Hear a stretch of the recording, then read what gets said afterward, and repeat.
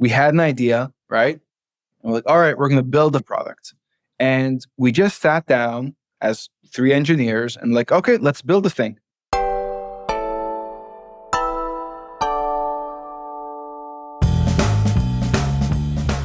Hello and welcome to Confessions of a B2B Entrepreneur. My name is Tom, your host, and today we have an interesting episode. For those of you that don't know, Fame acquired a business called Lychee, which is, in my opinion, the best short-form clip factory that exists on the internet or in the world. And Tomer Dean is the co-founder of Lychee.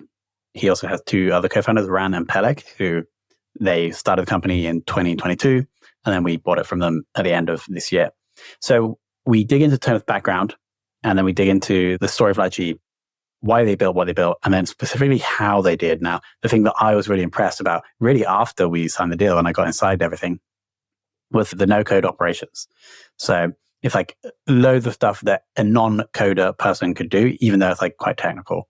And then the ops to build this factory to enable a high volume of high quality clips at a reasonable cost is pretty impressive. So we dig into that.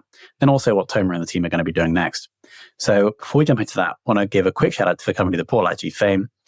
They are the producer of this show. If you like a show like this, please go to fame.so and request a proposal.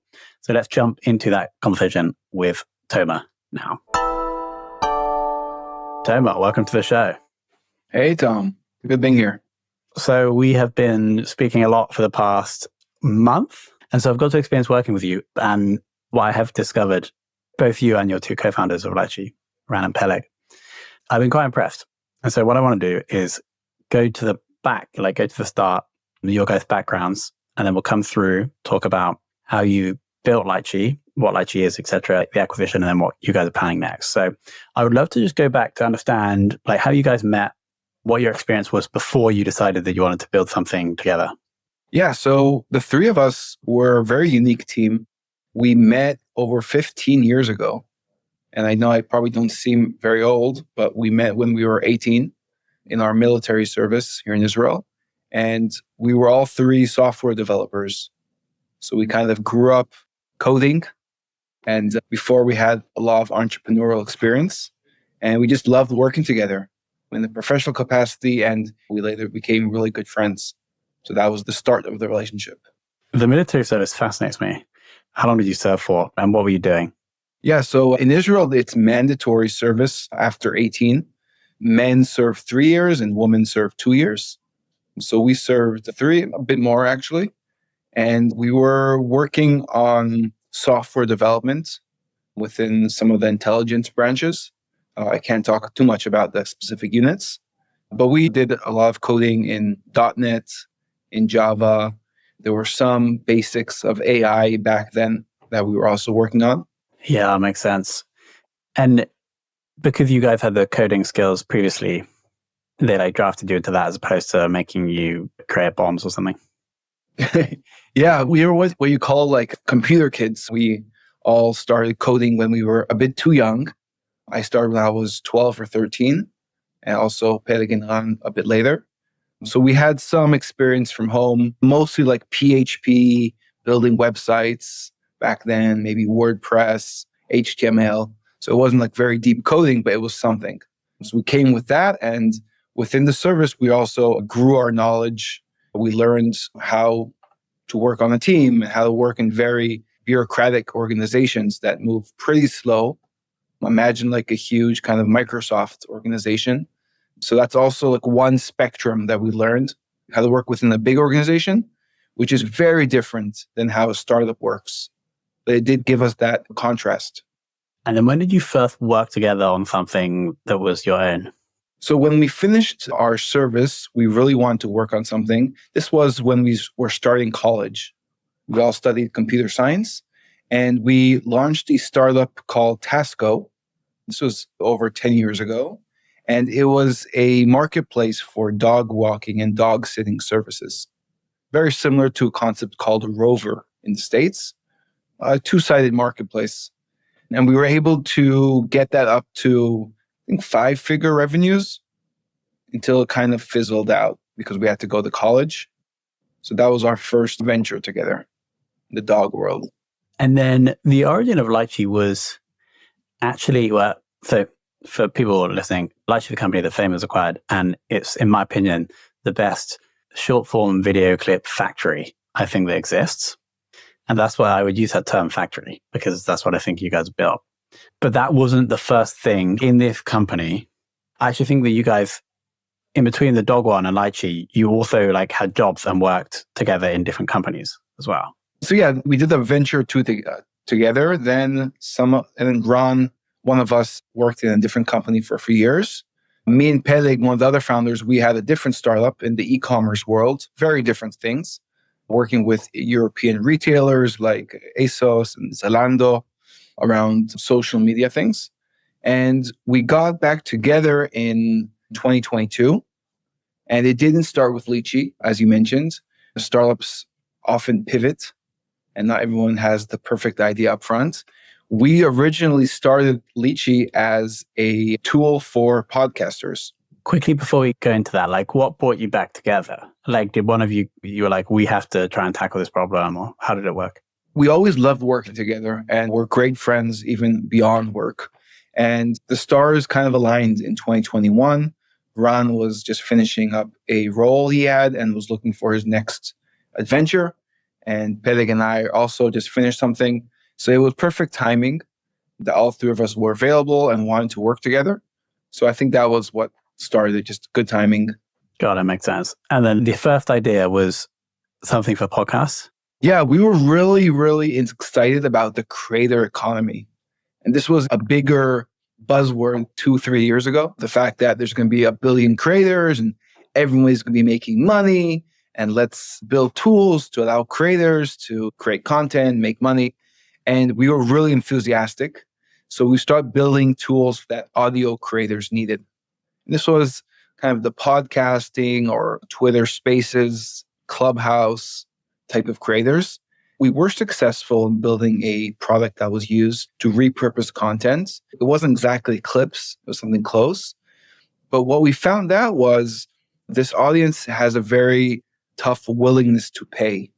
The amount of money that a creator can pay, because most of them are not earning money from these endeavors, is usually capped at like $5, $10, $20 a month. And we didn't see a path how we can make a significant venture-backed company with this type of business model. What was the thing that you initially created for repurposing? So we had a product that took a live discussion that was on Clubhouse or Twitter Spaces and repurposed it as a long-form YouTube video. Nice. And the value prop was all of these creators were creating only live, where most of their audience can't tune in live, right? So let's create kind of a recorded version that'll be available anytime on YouTube. That was the value proposition. And we were able to reach several thousands of active users. But this was without charging for the product. So it was free. The willingness to pay was a bit more difficult. And the product also, it wasn't such a great experience to listen to this episode. It was kind of like an audiogram, like a static background. So I wouldn't say it was like the most exciting thing from the consumer point of view. Got it. Okay. So really it's a free tool, got a lot of users, but then not many of them were paying. Yeah. So what happens next? And we did raise venture capital. So we had large expectations, investors. At what point did you raise as well? You had the idea, you three came together. Is that when you went out to raise, when you had the idea about serving the creator economy? Yeah. I think we raised when we had like a waiting list or maybe a few hundred users on that creator product. We raised around $500,000 back then. It was the good years of venture capital. This was 21, 22. So capital was easier to find, especially if you have some kind of record like we had. So we were able to get money, but we weren't able to get that monetization going. And quickly on the money, were these people that you knew? Like, how did you get them to invest? So we raised this $500,000 from like 10 different investors. These were either smaller angels or other founders or small VCs. Some of them we knew before from previous places we worked or different networks we're in. And some of them, just through introductions. So yeah, we raised approximately $50,000 from around 10 investors and we got going. 500,000, right? Yeah. Okay, so we got rolling. And then we realized that the repurposing product is probably adding value, but not enough value to the right type of person to get enough revenue. Correct. So what happens next? So what happens then is we tried the B2C, the consumer route. It wasn't going so well, but there was some traction with the product and the value prop. So we're thinking, all right, let's see if we can find a way to stay with this value proposition of repurposing, because that did, hit, but pivot the customer, the audience. So within our several thousand users, we had a few companies that were obviously B2B companies, and they reached out and they were asking for like more advanced features and things like that. So we're thinking, you know what, let's just build something for these small group of B2B customers that we found within our big pile of consumers. And what we saw is that they were looking for higher quality repurposing. So they wanted these polished clips like a Lychee or Fame clips does today. And that's how we kind of arrived at this angle of, okay, let's just help companies take their raw podcasts or videos and turn them into just beautiful, stunning shorts for TikTok, YouTube Shorts, Reels, the whole short form train that's starting to go really fast today. And when was that? This was 2022 when you decided to start working on that product. 22, 23. Yeah. Got it. And with your initial vision for this to ideally be like completely automated? Yes and no. In the beginning, we thought this would be an AI tool. We thought we could automate this whole thing. We have many competitors. That is the route they took. Full automation. What we saw is that full automation is very limiting. There are things that AI can do great, and there are things that AI cannot do great. And in terms of short form quality, it's very hard for the AI to get as good as human quality when there's a lot of nuance in these things, right? The B-roll and the humor and making sure there's no typos and matching everything up. So we didn't see a way at that moment where we can do a fully automated product with AI that would still satisfy the high standard of our B2B clients. So we decided on a new model. We call it a hybrid AI, in which we would use AI internally to make our agency or our factory, in your words, run smoother and more efficiently. And this wasn't so easy because it's a very new concept. How you combine both AI and you still have a human level of moderation or polishing. But luckily, my co-founder, Ron, he worked at a different company that did a very similar approach where they started fully manual, just having humans do the task amazingly. And progressively, slowly throughout the years, they automated more and more until the point where it was 99% automated and very minimal human input. So that was our vision. I can't say we completely reached that 99%, but I think that was how we saw it going. So leveraging both, and I'm not sure if this can ever be fully automated, because we can also discuss this. This is a great topic, but it could be a bit off topic, that the marketing world is moving water. The industry changes every few months. And if you build an AI solution that solves that quality for a specific point in time, by the time 3-6 months passes, you'll need to update that technology to support the new landscape. So is it actually possible that AI will be able to automate everything at every given point of time? Probably not. And also with like the high risk nature, or like the risk, it's like basically these customers need somebody to review it because they have their brand they're risk averse. So I think there always will have to be a person to do that step of the process, regardless. The review, the moderation, very important things. When you're working with these types of B2B clients, a big factor is their time. The time that they spend reviewing your work, either revising or just interacting with our product is worth something. A lot of them are being paid 100, maybe 200 grand a year if they're more senior roles. So we also want to be conscious on their time. When you build a product that requires the user to submit revision requests for every small thing. Correct this, and let's correct the typo, and let's add another feature that allows them to change the title and the hook. And the more features you add, the more time it will take the user to get to their result. So we prefer not having the user do everything, but instead having someone on our side do that for them. Got it. So we have this idea like hybrid AI. Then we get some traction. Well, what happens next? So we started getting traction. In the beginning, we had a huge flux of new customers coming in. And there was a specific point in time where everyone was trying out these different solutions. It was really, really popular. And eventually we saw that a lot of customers had wanted different quality. They wanted higher quality. They wanted more options to customize. So we did have some initial churn. And that's when we kind of went down and doubled down on the quality and did another layer of fixes and changes to make sure the quality is consistently high. And then we had also some time where there was a lot of competition. Companies like Opus launched a bit after us, and they completely changed the game because now they also do clips and they have an impressive product. It has advantages and disadvantages compared to Lychee. But we did see that once all of these AI companies, these AI-only tools launched, a lot of customers kind of were harder to convince. And it wasn't because these specific solutions were helping them or working, is because they assumed that we were another one like these other companies, which they tried and they eventually abandoned. So we did see that there was a large part of the market that became anti-AI. Anything that smelled of AI was a turnoff. And now they were starting to looking for human agencies.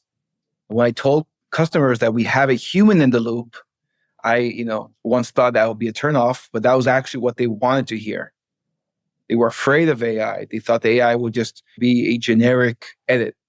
So that whole wave of competition of different tools that came out was both a blessing.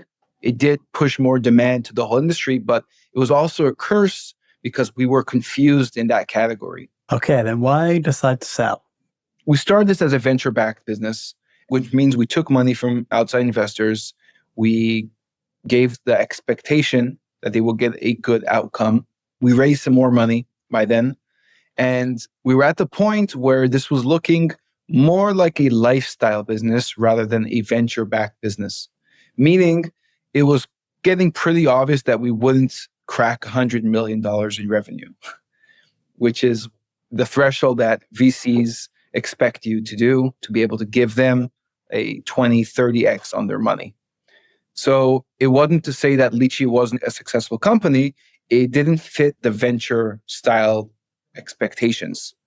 And once we understood that, then it became very clear. Do we want to manage this lifestyle business or not? Can we actually provide these investors with an outcome they want or not? And both these questions came to a no, meaning we didn't feel that we're the right people to continue to manage this. And it wouldn't give our investors the outcome they wanted. So in a parallel world, if I didn't have these investors, would I keep on running Lychee? Probably. At the point of time, it made more sense to let's find a good home for this company. Let's find someone that can take it to the next level, which requires completely different skills than the ones that got us to this point. It's more about marketing, branding, upsells, cross-sells, consistently building a company. And that's how we also resolved issues with our investors. So they got a return on their money, even though it wasn't as big as we initially promised them, but could be worse. Most companies go to zero. And now this also allows us to take the next step with them. We'll talk about it in a moment. And so, as I mentioned, I think Lychee, from my research, is like the best short form video clip factory that exists. And part of that is like the ops behind the scenes. Can you share just like a little bit how you went about doing that? I guess if Rand had this experience doing it at his previous job, but like anything that you learn about ops, like going through this process, because for me, it's quite impressive. Yeah. So I'll repeat the playbook.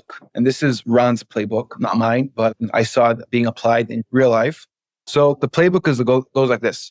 You start doing the task you want to automate manually, right? You can't automate something that you don't know how to do. So we started completely manually, which was just hiring an editor that does everything by hand. And we asked this editor, can you just tell us exactly what you're doing? Like if you can split up this task to 10 micro tasks, what would those be? How long does each one take? Does each task require a creative skill or a technical skill? What's the skill level required? And once we started doing that, it was pretty obvious where the editor was spending his time. There were a few creative tasks that we weren't sure AI could do too well, but there was a lot of technical stuff. For example, from a 1 hour podcast, you have to find the right moments that are interesting and cut those into like 1 minute segments. That's relatively a technical task that can be automated fairly well, and that will save a lot of time. So let's do that. And over the course of 18 months or so, every month, we just took another micro task and automated it or improved it or streamlined it to the point it became a productized service. So customers would order everything through our studio product, which is a interface where they can upload their episode and choose how many clips. And then every order would go through the same exact process. It would be starting with the highlights and then the edit, and then it goes through a QA process, which makes sure that the quality is at a certain standard. And as all this happens many times a day and is a system that we can consistently count on. So that was the process. That was the high level, basically starting manual, segmenting the manual work into different parts and micro tasks, and starting to automate these micro tasks according to what is more technical first, and then be very careful with the creative tasks. And I still think, within the clip process, there are the creative sides, which I think will be very hard to automate, perhaps one day. So I think go with those last. Yeah. And then could you explain a bit about your no-code philosophy? Because what surprised me when I came in and saw behind the scenes is that big chunks are done without like custom code and with existing tools being tied together by Make or Zapier. Yeah. So our philosophy on no code is actually because we're developers. So you remember that story I told you a few minutes ago about the dog marketplace we had when we were younger? So that was a great example of how not to build a startup. We had an idea, right? And we're like, all right, we're going to build a product. And we just sat down as 3 engineers and like, okay, let's build the thing. We made requirements.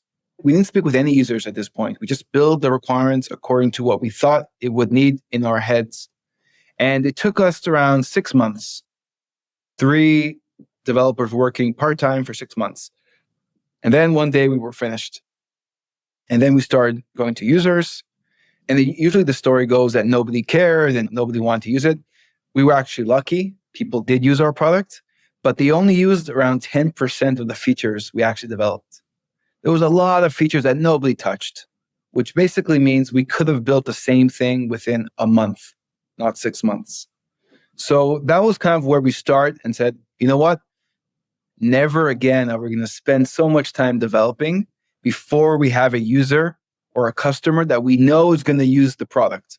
So fast forward to our situation, we realized that most of the work will be making changes. So a lot of the things that we think in the beginning, in the early days, are going to be changed.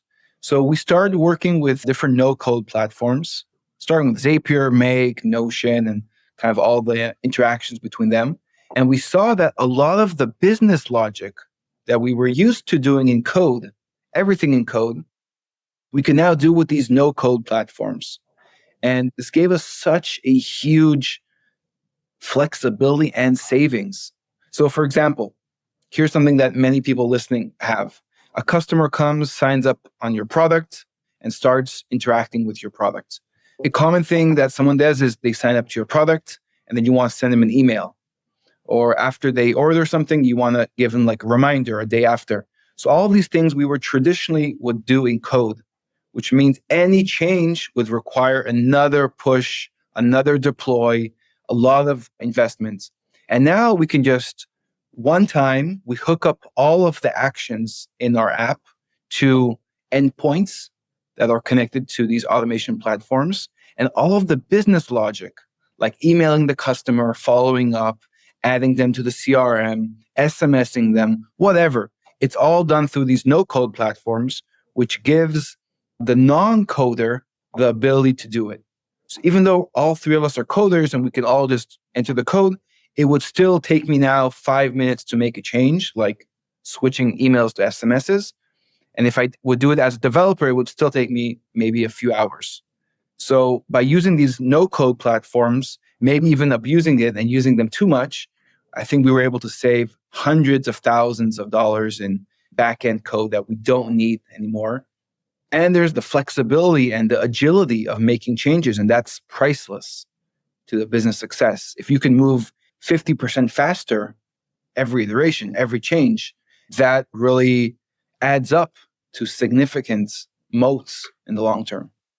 I've been grateful for it. I mean, if I can actually do more, whereas previously I'd be just completely relying on a developer. So in 2 weeks, the handover period is going to be ended and you guys are going to be completely free. What are you planning to do next? So our next plan is kind of a dream come true in a lot of points of view. Me and my two founders, we love coding. That's where we came from.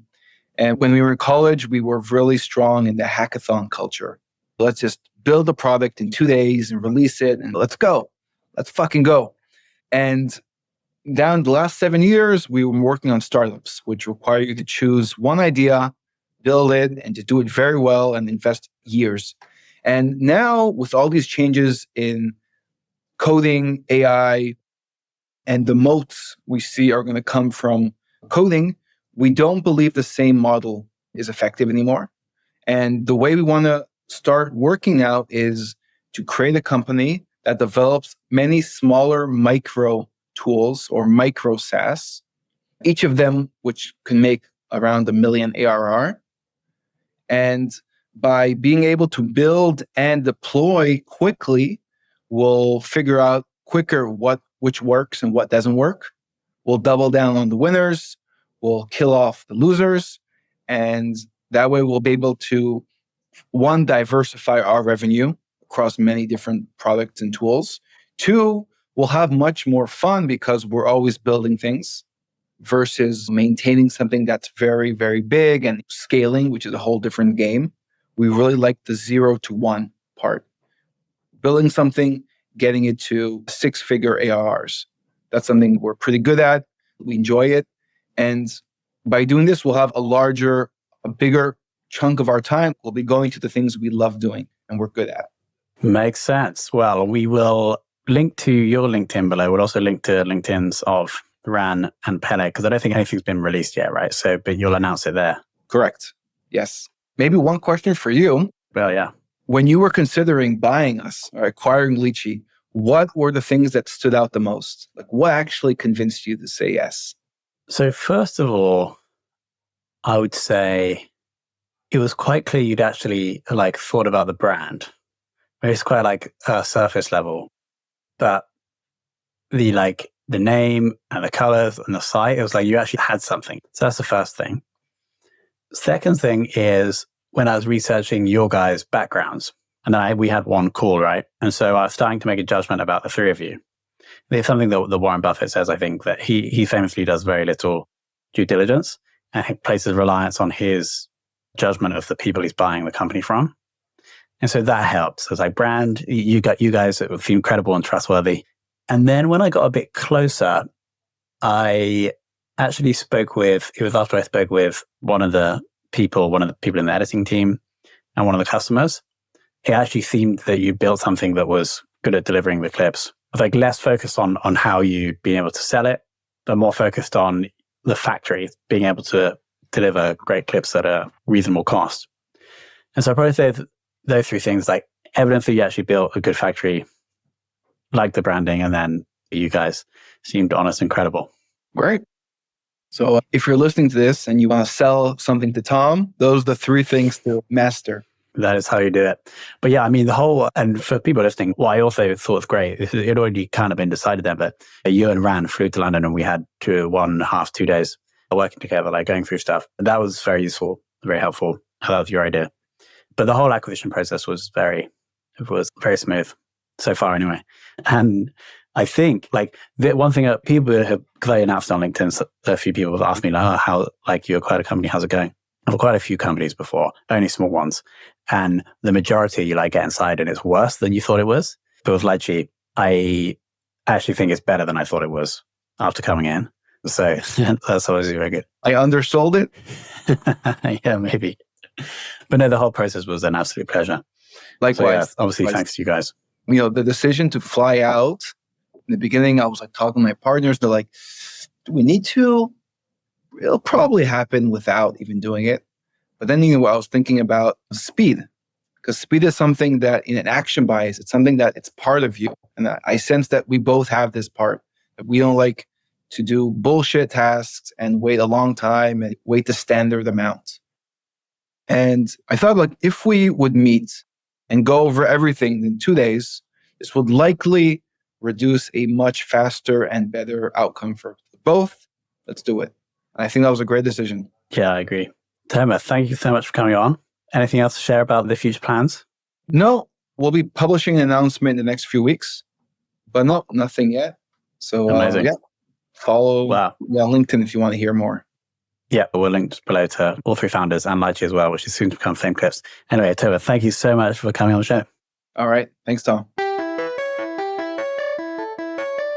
Okay, thank you so much for listening. What do we think of that app? Slightly different, but good to get Toma on. I am very excited to see what Toma, Ran, and Peleg do next, because they are awesome, both operators, coders, and entrepreneurs. Quick shout out to Fame for producing this show. If you'd like to experience these clips, now, as it stands right now, you go to lychee.so. Maybe when this is released, that will redirect you to fame.so/clips, and then you can log in and do everything there. But actually, if you sign up for the first time, you'll get a free credit for one clip added to your account. So you can test it out for absolutely no cost. That'll be available at lychee.so or fame.so/clips. As always, thanks to Toma for coming on, and thanks to Toma, Lychee, and Ran for building an awesome company. And of course, thanks to you for listening.